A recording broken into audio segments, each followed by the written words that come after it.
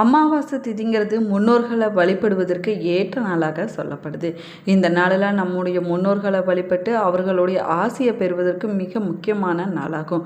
இதனால் பித்ரு தோஷம், பித்ரு சாபத்திலிருந்து நம்மளால் விடுபட முடியும் அப்படின்னு சொல்லப்படுது. அமாவாசை நாள் என்பது முன்னோர்கள் வழிபாட்டிற்கு உரியது அப்படிங்கிறது நிறைய பேருக்கு தெரிஞ்ச விஷயமாகும். ஆனால் அதை தவிர இந்த நாளுக்கு வேறு என்ன சிறப்புகள் இருக்குது? இந்த அமாவாசை நாளை ஏன் முக்கியமான நாளாக சொல்கிறாங்க? அமாவாசை நாள் நல்ல நாளா கெட்ட நாளா? வைகாசி மாதத்தில் வரக்கூடிய அமாவாசை நாளில் நம்ம என்ன செய்ய வேணும், என்ன செய்யக்கூடாது என்பதை பற்றி தான் இந்த பதிவில் நம்ம விரிவாக பார்க்க போகிறோம். வீடியோவை ஸ்கிப் பண்ணாமல் முழுசாக பாருங்கள். நம்ம சேனலை இப்போ தான் ஃபர்ஸ்ட் டைம் பார்க்குறீங்க அப்படின்னா நம்ம சேனலை சப்ஸ்கிரைப் பண்ணலன்னா சப்ஸ்கிரைப் பண்ணிக்கோங்க. கூடவே இருக்கிற பெல் பட்டனையும் ப்ரெஸ் பண்ணிக்கோங்க. வீட்டில் எப்பயுமே சண்டையும் சச்சரவுமா இருக்குதா? அவங்களுக்கு ஒரு விதமான மன அழுத்தமாகவே இருந்து கொண்டு இருக்குதா? திருமணம் வர நிச்சயம் கை விடுற மாதிரி தள்ளி கொண்டே போய்கொண்டு இருக்குதா? இது போன்ற பிரச்சனைகளுக்கு இந்த வீடியோவுக்கு கீழே டிஸ்கிரிப்ஷனில் ஜோதிடரோட வாட்ஸ்அப் நம்பர் கொடுத்துருக்குறேன். இந்த எண்ணுக்கு தொடர்பு கொண்டு பேசி பாருங்கள். உங்கள் பிரச்சனைகளுக்கு சரியான தீர்வு கிடைக்குங்க. வாங்க வீடியோக்குள்ளே போகலாம். நீங்களும் அமாவாசை விரதத்தை கடைப்பிடிக்கக்கூடியவங்களாக இருந்தீங்கன்னா மறக்காமல் உங்களுடைய கருத்துக்களை கமெண்ட் பாக்ஸில் கமெண்ட் பண்ணுங்கள். வாங்க வீடியோக்குள்ளே போகலாம். உங்களுடைய குல தெய்வத்துடைய பெயரையும் இஷ்ட தெய்வத்துடைய பெயரையும் மறக்காமல் கமெண்ட் பாக்ஸில் சொல்லுங்கள். அமாவாசை நாள் என்பது சுப காரியங்கள், சுப நிகழ்ச்சிகள் எதுவுமே நடத்தப்படுவது கிடையாதுங்க. இந்த நாளில் நம்ம முன்னோர்களை வழிபடுவதற்கும் முன்னோர்களுக்கு தர்ப்பணம் கொடுப்பதற்கு ஏற்ற நாளாக இந்த அமாவாசை நாளானது சொல்லப்படுது. இந்த நாளில் எந்த ஒரு சுப காரியமும் செய்யப்படுவதில்லை. அதுலேயும் குறிப்பாக தமிழகத்தினோட தென்பகுதியில் இது போன்ற நம்பிக்கைகளானது இருக்குதுங்க. ஆனால் வடக்கு பகுதியில் இப்படி யாரும் செய்வது கிடையாது. நிறைஞ்ச அமாவாசை நாளில் தான் வடக்கு பகுதியில் கடை திறப்பாங்க. புதிய வாகனங்கள் வாங்குவது, நிலம் பத்திரப்பதிவு செய்வது போன்ற புதிய தொடக்கங்கள் மற்றும் பெருக்கத்திற்கான காரியங்களை செய்வதை வழக்கமாகவே வச்சிருக்கிறாங்க. இப்படி 2 வேறு நம்பிக்கைகளானது இருக்குதுங்க. அதே போல் பழக்கங்கள் இருப்பதனால அமாவாசை நாள் நல்ல நாளா கெட்ட நாளா என்ற கேள்வி நிறைய பேருக்கு இருந்திருக்குது. இப்படி அமாவாசை பற்றி பல சந்தேகங்கள், கேள்விகள் இருக்கக்கூடியவங்களுக்கு அமாவாசை விரதம் பற்றி பலரும் தெரியாத பல தகவல்களை இந்த பதிவில் நம்ம பார்க்கலாங்க. அமாவாசை நாளில் சூரியனும் சந்திரனும் ஒரே நேர்கோட்டில் வருவாங்க. அன்றைய நாளில் முன்னோர்கள் பித்ருலோகத்திலிருந்து பூமிக்கு வருவாங்க அப்படின்னு சொல்லப்படுது. பூமிக்கு வரக்கூடிய நம்முடைய முன்னோர்கள் நம்முடைய தலைமுறைகளை சூட்சமமான முறையில் கண்காணிப்பாங்களாம். வாரிசுகள் செய்ய தொடங்கக்கூடிய காரியங்களை கரிசனத்தோடு பார்ப்பாங்களாங்க. நம்முடைய வாரிசுகளை அவங்க ஆசீர்வாதம் செய்வாங்க அப்படின்னு சொல்லப்படுது. அதனால தான் பிதுர் தேவதைகள் என்ற முன்னோர்களை வழிபட்டு அவர்களுக்கு மரியாதை செய்வது, அமாவாசை நாளில் புதிய காரியங்களை தொடங்கணும்னா நிச்சயமாக நல்லதே நடக்கும் அப்படின்னு சொல்லப்படுது. அன்றைய நாளில் நல்ல காரியங்களை செய்வதனால எந்த ஒரு தீங்கும் ஏற்படாதுங்க. முன்னோர்கள் பூமிக்கு வரக்கூடிய நாள் அமாவாசை நாளுங்கிறதுனால அந்த நாள் நல்ல நாளாகவே சொல்லப்படுது. உலகத்தை இயக்கக்கூடிய சந்திரனும் சூரியனும் ஒன்று சேருவதால் ஒரு காந்த சக்தியானது அமாவாசை நாளில் ஏற்படுமாங்க.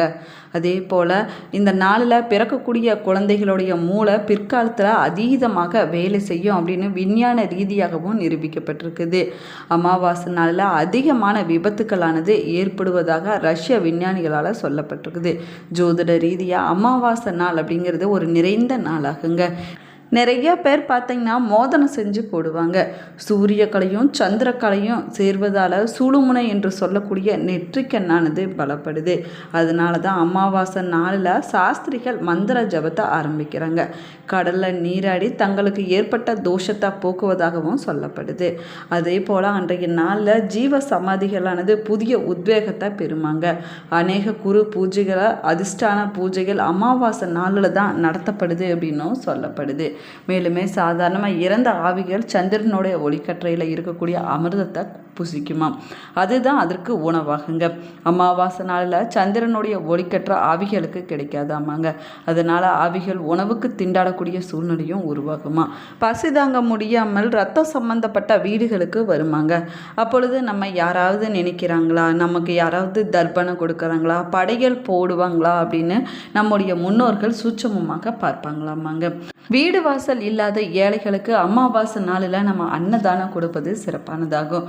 ஒவ்வொரு அமாவாசை நாள்லேயும் உங்களால் முடிந்த அளவுக்கு அன்னதானம் கொடுக்கலாங்க.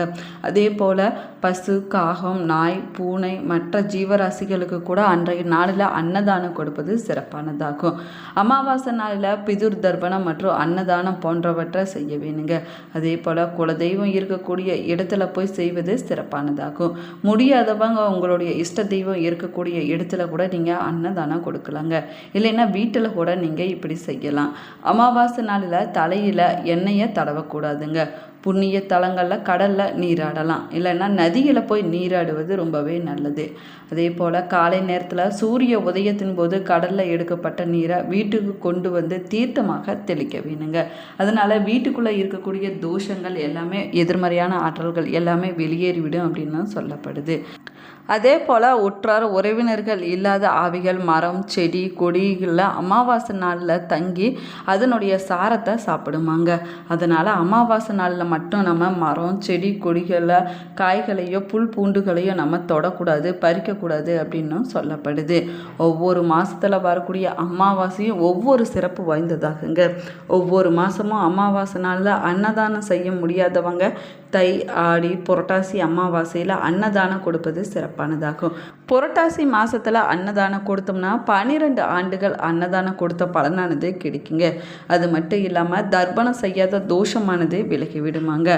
அனைத்து உயிர்களுக்கும் அன்னதானம் கொடுப்பவர் அன்னபூர்ணி அப்படின்னும் அழைக்கப்படுறாங்க. ஆவிகளுக்கு அன்னத்தை கொடுக்கக்கூடியவங்க ஸ்வஸ்தா தேவி ஆவாங்க.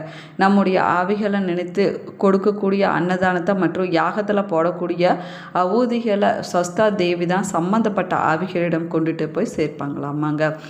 அன்னதானம் கஞ்சியாக கூட இருக்கலாங்க, இல்லைன்னா சாதமாக இட்லியாக கூட இருக்கலாங்க. ஆனால் எள்ளு சட்னி இல்லைன்னா எள்ளு உருண்டையை கண்டிப்பாக நம்ம வைத்திருப்பது ரொம்பவே நல்லதுங்க. எதுவுமே செய்ய முடியாமல் இருக்கக்கூடியவங்க ஒரு பசுமாட்டுக்கு 9 மஞ்சள் நிறத்தில் இருக்கக்கூடிய வாழைப்பழங்களை அமாவாசை நாளில் வாங்கி கொடுக்கலாங்க. வைகாசி மாதத்தில் வரக்கூடிய அமாவாசை ரொம்பவே முக்கியமான அமாவாசையாகும். இந்த அமாவாசை ஜேஷ்டா அமாவாசை அப்படின்னு அழைக்கப்படுது. முன்னோர்கள் பூமிக்கு வரக்கூடிய இந்த நாளில் வட் சாவித்திரி விரதம் இல்லைன்னா சனி ஜெயந்தி ரெண்டுமே கொண்டாடப்படுது. 2026ஆம் ஆண்டில் ஜூன் மாதம் 14ஆம் தேதி, அதாவது வைகாசி மாதம் 31ஆம் தேதி ஞாயிற்றுக்கிழமை அன்னைக்கு இந்த ஜேஷ்ட அமாவாசையானது வர இருக்குது. இந்த நாளில் நம்முடைய முன்னோர்களுக்கு எள்ளும் தண்ணீரும் இறைத்து தர்ப்பணம் கொடுப்பது சிறப்பானதாகும். இந்த அமாவாசை நாளுங்கிறது முன்னோர்கள் வழிபாட்டுக்குரிய நாளாகும். ஒரு வருஷத்தில் வரக்கூடிய அமாவாசைகளில் ஆடி, தை மற்றும் மகாலய அமாவாசை மட்டும் இல்லாமல் வைகாசி மாதத்தில் வரக்கூடிய அமாவாசையும் ரொம்பவே முக்கியமான அமாவாசையாகும். இந்த அமாவாசை ஜேஷ்டா அமாவாசை அப்படின்னும் அழைக்கப்படுது. இந்த அமாவாசை நாளில் நம்முடைய முன்னோர்கள் பூமிக்கு வருவாங்க அப்படின்னு நம்பிக்கையாக சொல்லப்படுது. அதனால தான் இந்த நாளில் பித்ரு பூஜை, பித்ரு சாந்தை செய்வது ரொம்பவே முக்கியமானதாகவும் சொல்லப்படுதுங்க.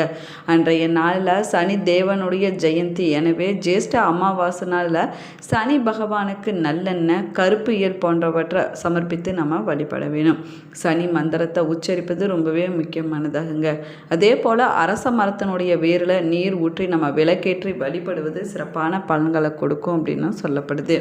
அமாவாசை நாளில் நிலவு முழுமையாக மறைத்திருக்கக்கூடிய நாளாகும்.